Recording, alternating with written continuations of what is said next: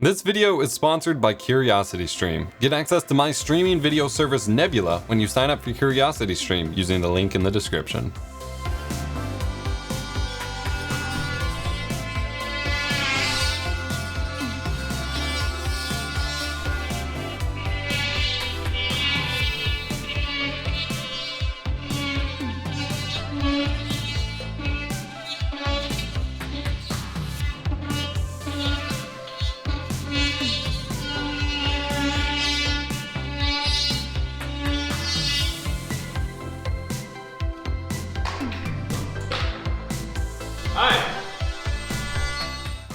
Alright, well, that took way too long, but the walls are clean. I have scrubbed, well, my wife and I have scrubbed the walls floor to ceiling, and they are very clean. It's going to be hard to tell from initial perspective that they're even any different because there's so much damage to the walls. There's so many stains and nooks and things like that, but they were coated in dirt and grass and bugs and all sorts of stuff.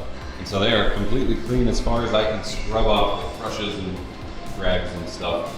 And so they are clean and ready for me to start patching, because every single one of these little holes, which are everywhere, needs to be patched up in some capacity. Obviously, they didn't do a good job even installing this wall here, which I believe used to be another window.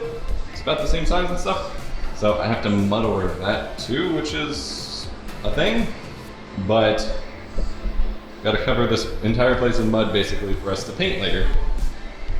But we won't be painting until the new AC heating unit is installed. And you can hear, we have that heater running right now. It's quite loud.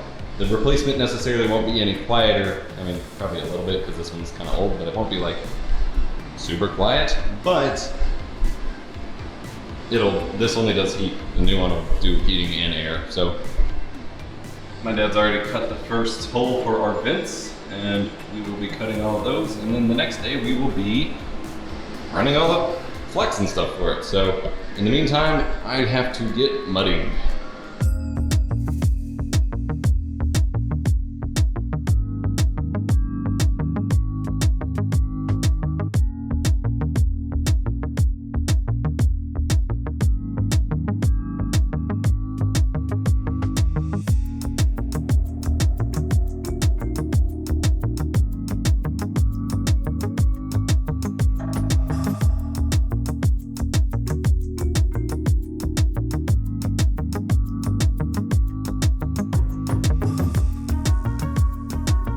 So by this point, all of the first round of mudding has been done. It was a ton of work. I was feeling very accomplished, as if things would continue running smoothly. You will note earlier I stated that painting would happen soon. Boy, was I wrong. But we have a first coat of paint, or of mud rather, on everything, including that giant unoriginally patched section. And there's so many like little dings and nooks that were messed up on the wall that I couldn't help but fill in, even if they won't totally be noticed, but I gotta say it was worth it. But this is only round one. This is literally the first coat.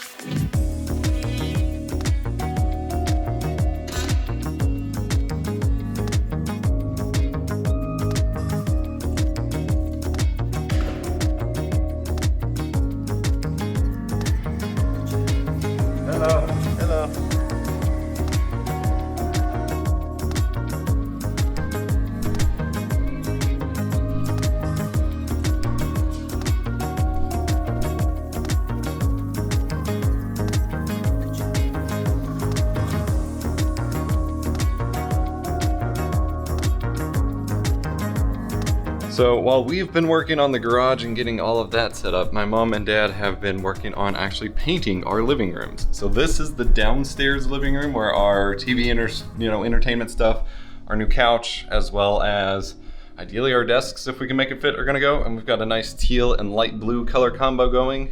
Of course, in the yellow lights of the light bulbs that were left here, it ends up looking kind of green, but I'm switching them all out to white light bulbs because I'm a video nerd and I prefer daylight colored light. And it looks nice and teal and blue. So it looks pretty freaking great. So stoked. And then we ended up painting upstairs as well because all the yellows were this weird, like yellowy beige that we don't like. And so up here, it's kind of dark. But we've got a light grayish blue on the main walls. And then we've got accent wall that's a darker blue. Maybe a little darker than we intended, but I still think it looks great. And then the dark accent wall is also in the dining room there as well. And we're actually gonna, thanks to the wonderful generosity of my grandfather, we're actually getting our bedroom painted as well. So the hallway is the same light blue color as the rest of the living room. But here in our bedroom, they had a bunch of crazy stuff mounted on the walls that they actually left. So there was like a tiny TV mount there that we can't use because it was too small. They had their headboard bolted into the wall. So we got to replace that trim, and then we had to patch all this up. I need to start sanding it now. But my grandfather's actually going to paint in here, so we won't have to live in a patchy looking bedroom, and we'll get it painted a color that hopefully we like. Although, honestly, it's not gonna be too far off of what's here, but that's fine that way, because this is gonna be our bedroom, so we want it looking comfortable enough for us to live in and not have to mess with it for a little while. So I am excited for that. I'm gonna get sanding on all of this before I go back and finish sanding the garage, because this is a higher priority because we're painting it sooner. And sanding is apparently a lot of work. But I am freaking stoked. The garage is turning out nice. My dad is working on the vent stuff right now. We should get a lot of the vent stuff run today. Tomorrow should finish it. We're gonna have 12 total vents as a perimeter around the room or around the garage. Should work pretty well. I don't even know if I've explained this. So the garage came with that big heater unit I showed off. Which is pretty cool. Like it works. It's been keeping it super toasty. We found out that both the walls and the attic are insulated, so it's gonna hold temperature really well. So that worked out, but it doesn't have AC, and so I need AC in the summer because I get ridiculously hot and everything I'm gonna put in there is heat generating.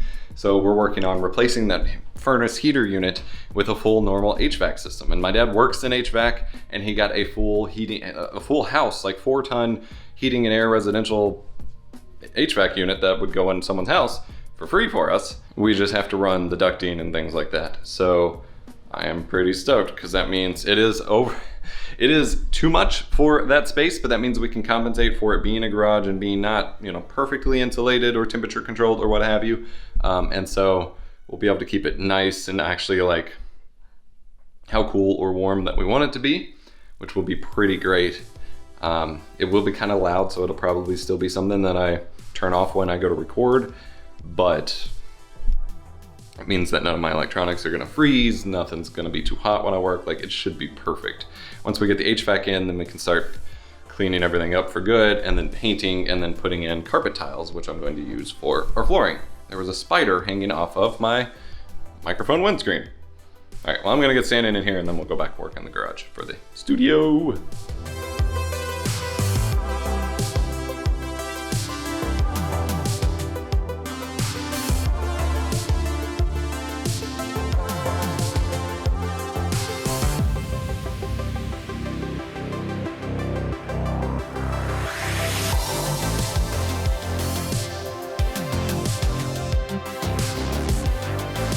Moving and building a new space is hard work, harder than I expected when we started this journey. You know what else is hard work though? Dealing with YouTube's algorithm as a creator. That's why I partnered with some of my creator friends to build our own platform where we don't have to worry about that stuff. And I get to put the extended editions of my videos on there. The site is called Nebula, and we've partnered with CuriosityStream. If you liked this video, the Nebula version removes this ad entirely and replaces it with extended content. The site features YouTube's top education creators such as Legal Eagle, Thomas Frank, and Low Spec Gamer. CuriosityStream saw what we were doing for educational content and wanted to partner up. We've worked out a deal where if you sign up with the link below, you not only get access to CuriosityStream and their library of thousands of educational and documentary content, but you get access to Nebula for free for the entire duration of your subscription to CuriosityStream. For a limited time, CuriosityStream is offering 26% off their annual plan, making it less than $15 per year for both CS and Nebula. While you're there, check out the Story of Information to learn about order and disorder in information studies, just like the order and disorder in this new studio I need to get back to. Head to curiositystream.com/epos for the best deal in streaming and get access to both sites for under $15 per year. It's crazy, just do it.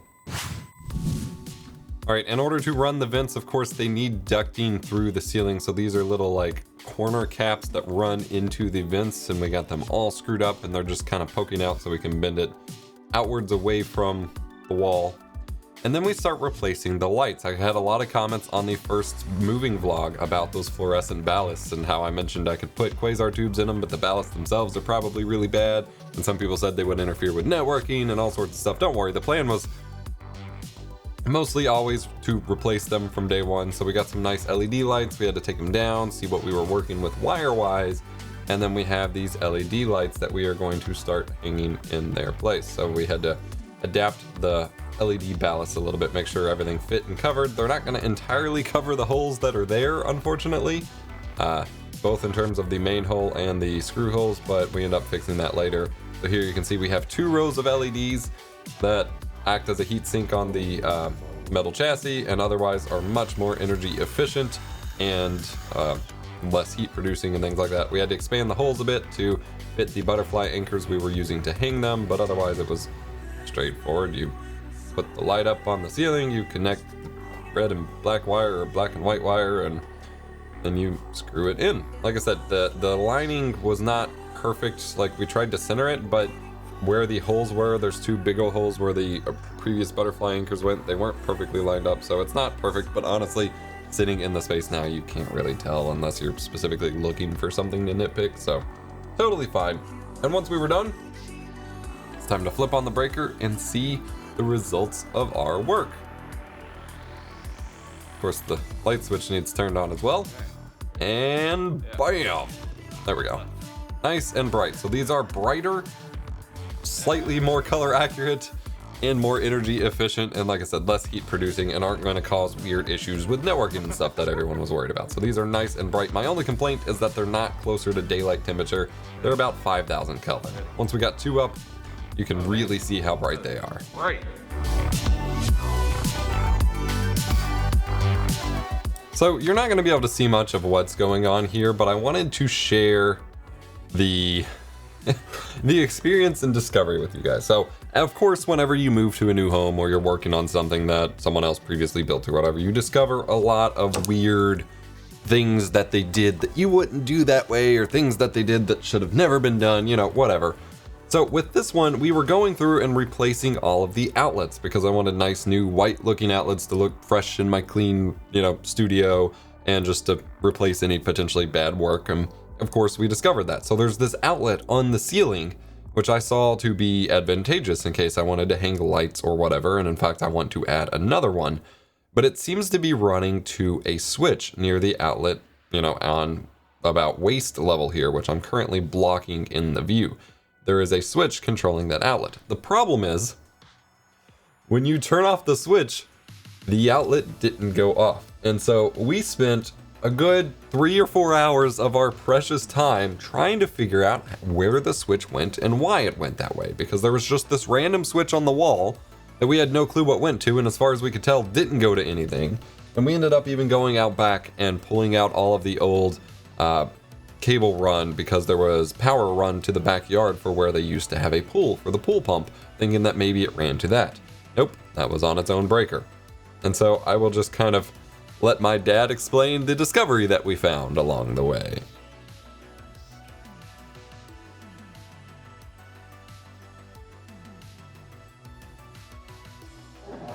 I found it. You found what? Where I told you it was backfeeding. Bro. They ran from there to here to here. They ran a wire from up there down to here, connected one side to the outlet, connected the other side to try to break, and they connected the wrong side of the outlet, and then used the other side to break the switch to feed it back. And so it was on the wrong side of the outlet, so it was getting voltage at all times, so it was back feeding the entire neutral bus bar in the garage. And it's amazing that I mean, there's no telling what they plugged into this, because it had 75 volts on it even when it was turned off, because it was back feeding. Because it was hooked up to the... There was mounting holes up here, like someone had something mounted up. I don't know if they had a sign up there, I don't... Light? Maybe. But I mean, it would have been lit even with the switch off. Wow. It would have been dim. But back fit. Yeah. I mean, and then they jump here to there to do the switch, but I mean, it was, I had never seen anything like it. So they went straight over? Yeah, they went straight over with a feed, and so then up, this was, and back down? well, up on one leg. Wow. And then back down on the other, or, no, it went up and down, so when this one came back, this one went to the, actually no, it was this, no, this one went to the neutral side of the switch, or the outlet. This one took hot, ran hot through the switch and back, but that is not hot. And so when this was hooked on the neutral side, then you cross-fed this way and that way. That's insane. I was thinking I was going crazy because I went out back because, you know, they got a pool.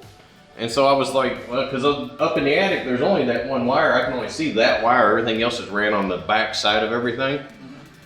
And so I went out there, the pool pops out, the pump pops out there, and the switch and everything over there is busted and broke. And so I unhooked it all thinking, well, maybe they did something behind the siding, because, you know, that wouldn't surprise me that somebody would do it. Well, that's on its own separate breaker, so I don't even know where the hell that wire comes from. Next, of course, we had to tear down the other two fluorescent lights and hang the two new LED lights, which once we got going on it, well, we got pretty good at it. And meanwhile, my dad was swapping out that ceiling outlet and getting ready to measure for the other ceiling outlet. But it's pretty good getting those two lights hung in there, and then once you have everything together, it is bright. Again, I do wish they were a bit more of a daylight color temperature, but I am very happy with the amount of light that this provides for more of a kind of office style overhead lighting for the setup. And then my dad is cutting out the outlet location for me to have another ceiling outlet over on the side that theoretically will be my desk side.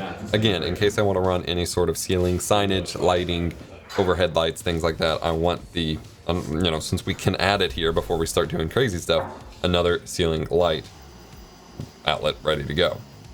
This day was also the day that my dad started experimenting with cutting the ductwork that we're going to use. We built these out of, you know, pieces for the ductwork. My dad picked these up from his contractor places and began cutting out the circles that the flex duct would run to. So we have two columns of ductwork of this kind of solid work duct that will run across in two different directions in the attic, and then from there we have this circle cutouts for us to use flex duct to run to each of the individual vents. So it's a lot of work ahead of us, but should be pretty good.